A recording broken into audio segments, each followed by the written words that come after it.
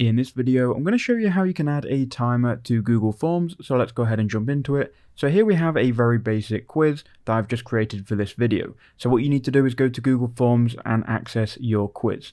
What we can do from here is we can go and install an add-on, which will essentially add a timer. So head over to Google on a new tab and just search here for Google Workspace Marketplace. And once you've done that, this will come up here. It will be the first one. If you go ahead and click inside it, you'll be able to then access your Google Workspace Marketplace. From here, type in timer. And once you've done that, you'll then see a bunch of different results. Now you want to scroll down and choose one which looks similar to mine.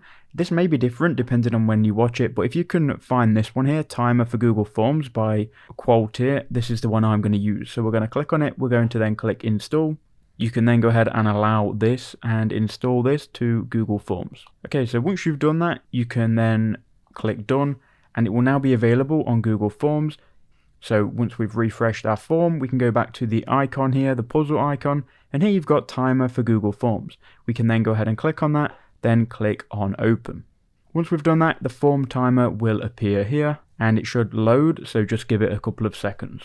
Now we need to sign into our Google account. Make sure you sign into the Google account that you're using the Google form on. And then once you've done that, the form here will refresh and it will reload the form timer. Here you can then change the settings. So I'm going to change it to 10 minutes. You can obviously enable or disable this with this button.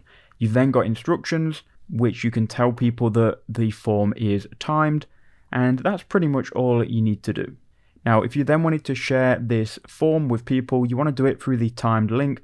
Now before we were to give this link to anyone, we would want to publish this and make sure that it's on responders, anyone with the link, and it is public. Once you've done that, you can then go back and grab the link, and now it should work, no problem. So there you go. Now it's going to take us to the quiz after we enter our name, and you can see the timer counting down here. This will then act as a normal Google form, and that is all you have to do.